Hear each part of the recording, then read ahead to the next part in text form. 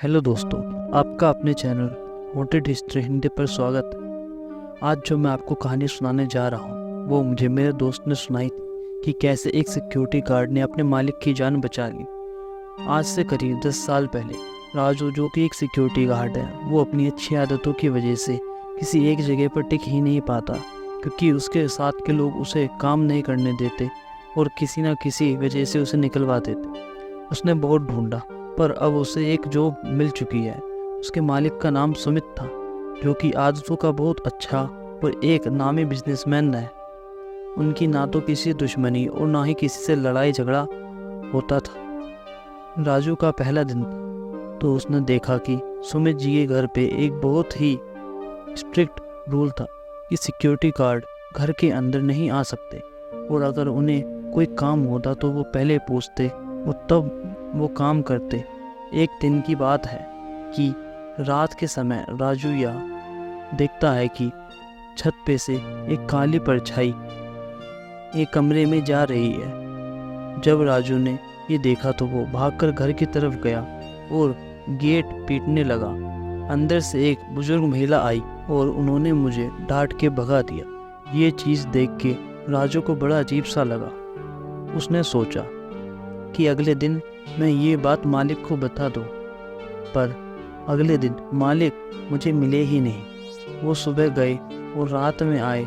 मैंने उनसे बात करने की कोशिश की तो मुझे पर ध्यान ही नहीं दिया। अगले दिन ऐसा फिर से हुआ, पर इस बार मैं ज़बरदस्ती घर में घुस गया और जब कमरे में गया तो वहाँ कोई नहीं था और मालिक ने डांट के मुझे भगा दिया। मैं अपना सर खुजाते हुए वापस आया। पूरी रात मेरा दिमाग में यही बात चल रही थी कि वो कौन था। अब एक और गार्ड जो कि छुट्टी पर गया हुआ था वो भी वापस आ गया। मैंने ये बात उसे भी बताई तो उसने कहा कि तुम्हारा वहम होगा।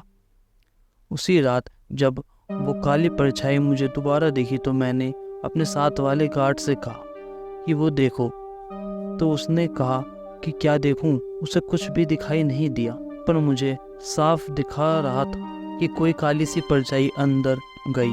मैंने फिर से घर के अंदर जाने की कोशिश की तो बुजुर्ग औरत ने मुझे घर में जाने नहीं दिया। मैंने सोचा कि एक बार छत पे जाके देखूंगा कि कहीं किसी ने कोई सीढ़ी और रस्सी तो नहीं लगा रखी। फिर मैं अगले दिन घर की तरफ गया और छत की चाबी मांगी तो उन्होंने मुझे मना कर दिया कि ऐसे किसी को छत की चाबी नहीं मिलेगी। मैं फिर सोचने लगा कि छत पे कैसे जाऊं, तो ऑफिस से कुछ लोग आए जिन्हें छत पे रखा हुआ कुछ सामान चाहिए था और छत की सफाई करनी थी। मैं भी उन्हीं की आड़ में छत पे चला गया और पूरी छत को देखा तो छत पर भी कोई ऐसा निशान नहीं मिला कि कोई सीढ़ी या रस्सी लगाकर छत पे चढ़ा हो।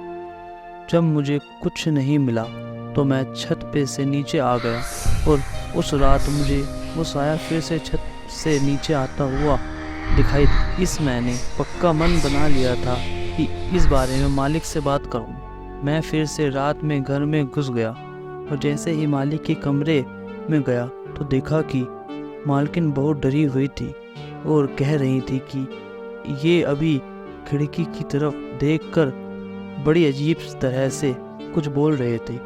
और जैसे मालकिन और मैं कमरे में पहुंचे तो मालिक अपने बिस्तर पे ही बिल्कुल शांत ऐसे लेटे हुए थे जैसे कुछ हुआ ही ना हो। फिर शोर से उनकी आँख खुली और बोले, क्या हुआ, और मुझे वापस भेज दिया और खुद अपने कमरे में सो गए।